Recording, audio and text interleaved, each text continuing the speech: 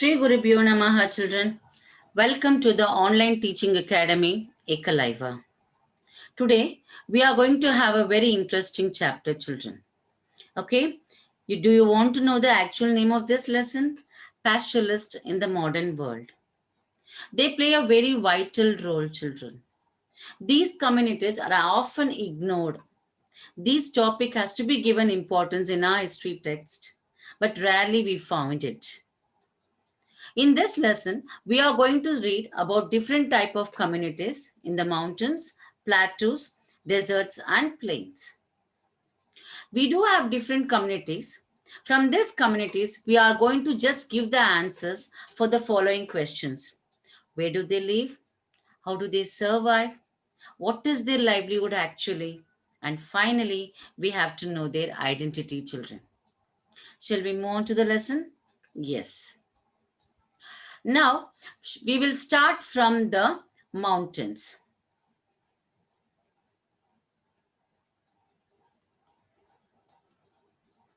Right, children? From the north, that is, from Jammu and Kashmir, you do have a community named as Gujjar Bakarwals. Gujjar Bakarwals, children. Now, they are in these places for almost a decade. Decade means you already know, for almost 10 years, children. Right? They established themselves in the area and moved annually between the summer and the winter for grazing.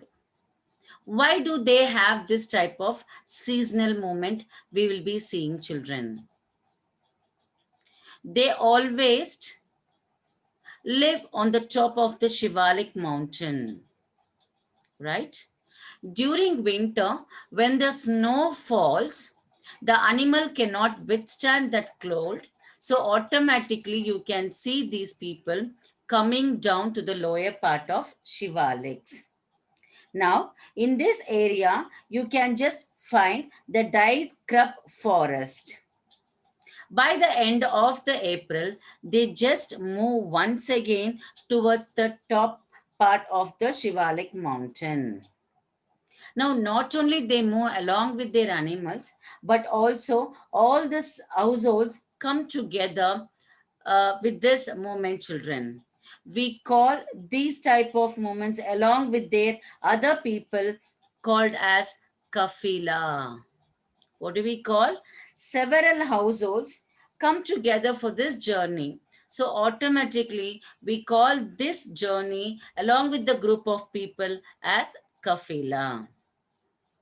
Now, you already know that the people move from one place to another. And I've already told you they are none other than the nomadic people or the pastoral nomads who move from one place to another. Now, the question is whether this movement is necessary. Yes, children, these pastoralists lead their life with the help of the animals and they are for the sake of the animals. So they just change their way of life according to the animal's life. That is, if the animal is not fit to be in the cold climate, so automatically they just come to the dry forest areas where the animals gets food. So this is the greatness of these pastoralist children. Even though their occupation is just herding the animals, they don't stop with their attitude, or they don't just take it for granted that they have to lead their life as their own wish. They go along with the wishes of the animal, children. We'll go for the second type of communities, that is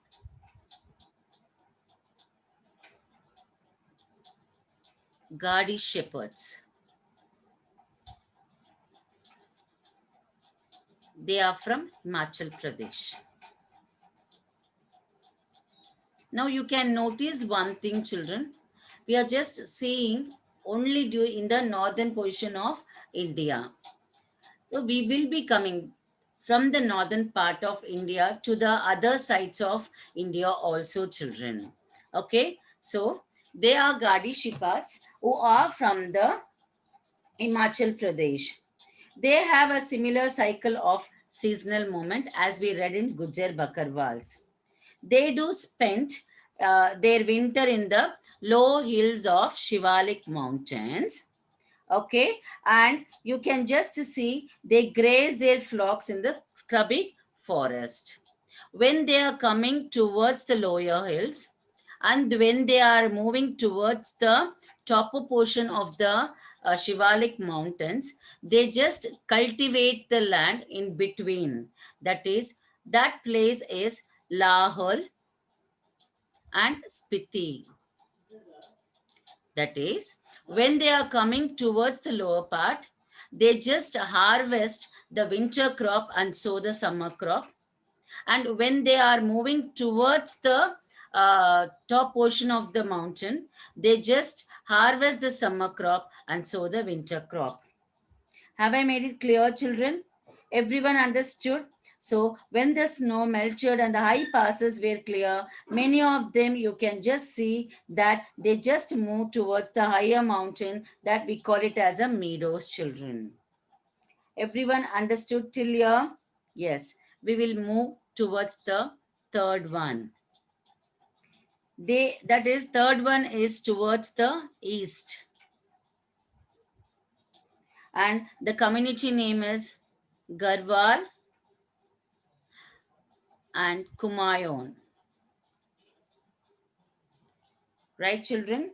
Okay, now you can just see these type of cattle herders come down towards the dry forest of Baba,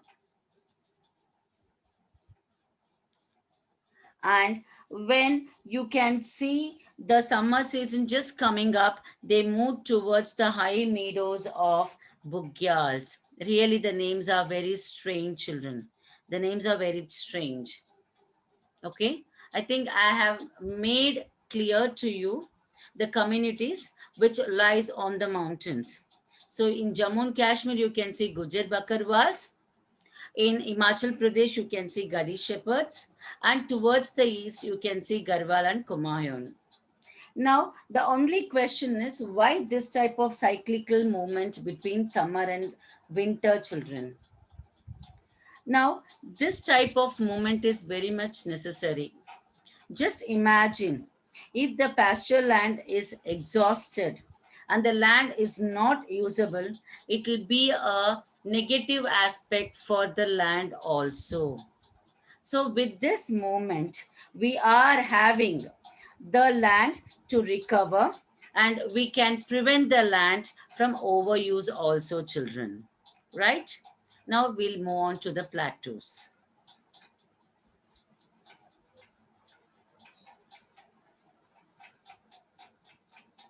Yes, this is another landform, children. Now, in plateaus, one type of communities plays a very vital role, that is Dangars. Their population estimates of about 4,60,000, 67,000 children. And you do have lots of other people who take their profession as blanket weavers. Okay, then you have shepherds,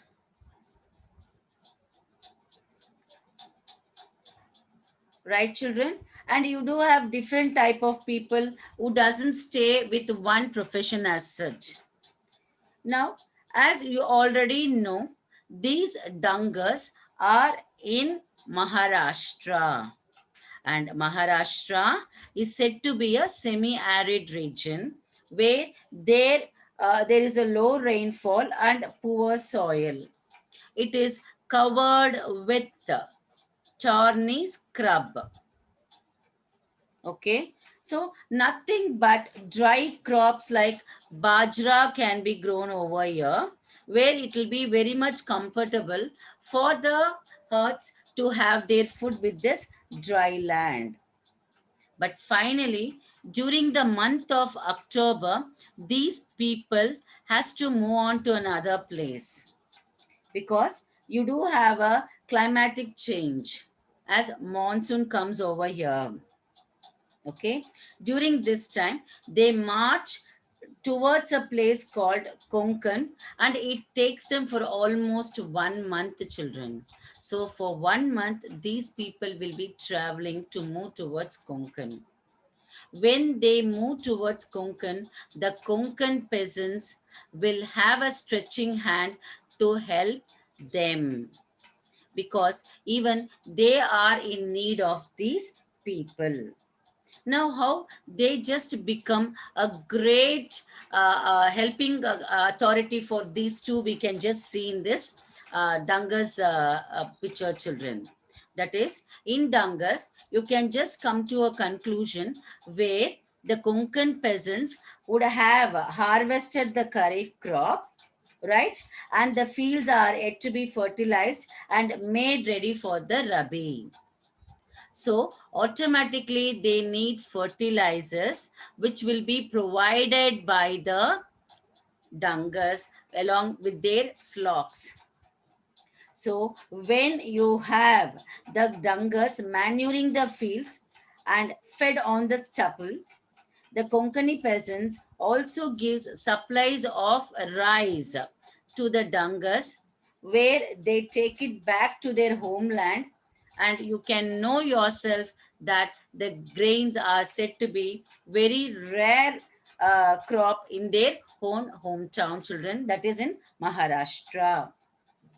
With the onset of monsoon, once again you can see that the Dangas leave Konkan and the coastal areas with their flocks and return back to their original hometown, that is dry plateau, that is Maharashtra. So from this we can conclude that the Dangas just move from the Maharashtrian area towards the Konkani place, and they just stay back, they fertilize the land along with their flocks, and finally they come back to their own hometown. Isn't it a great credit for the Danga people, where they are trying to just make an adventurous life along with the animals, and they are providing a great help to the Konkani peasants also, children. Right. We will move on to the other type of communities, where you can see in Karnataka and Andhra Pradesh by name Kurubas and Kurumas. Okay, children, where you can just see that they just have a small patches of land where they are engaged in different type of petty trades, and they cultivate this land with the help of their herds. Then you do have Banjaras, and they are found in Punjab, UP, and Rajasthan, where while movement of these people from one place to another, they sell their plow, their cattle, and in order to get in exchange where they get the grain and fodder, children. And finally we do have Raikas in Rajasthan. Okay, children, that we can just come to a conclusion where the Rajasthan is said to be a place where they do have a meager and uncertain region, and you already know that the cultivation is not possible, as the soil is said to be very dry and there is a very low rainfall in these area. So we can know it, the harvest are fluctuated every year. So what do these Raikas do? They combine cultivation with pastoralism. And during the monsoons, the Raikas of Barmer, Jaisalmer, Jodhpur and Bikaner, which is said to be a small places near the Rajasthan, they stay in their home villages where pastures are available. So finally, we can come to a conclusion. These people will be moving in search of other pasture for water, and return again during the next monsoon also, children. Now we do have one type of pastoralist, that is Maru. Now they take camels as their herd, right? And we have the other type of Raikas who take sheep and goat as the herd,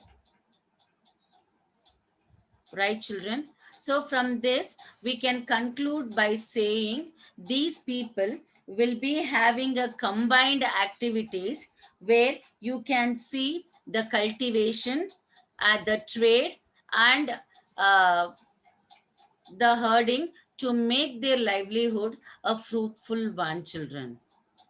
But you should know one more thing, that these people's life is not so easy. Everyone got it, children? Shall we have a quick recap with the help of PowerPoint presentation? Yes.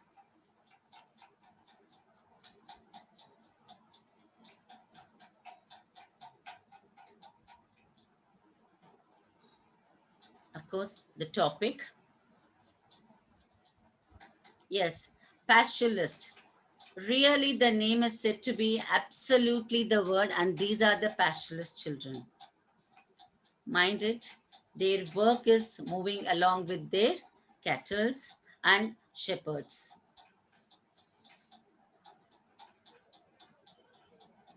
Pastoral nomads, where you have the Maru, that is, they are moving along with the camels also in these places. And of course, you can see the movement of the people where they are migrating. Yes, these are said to be the migration, and they are migrating according to the season, children. Of course, these are the pastoralist communities in India. Of course, we studied now with Gujjas who are in Jammu and Kashmir.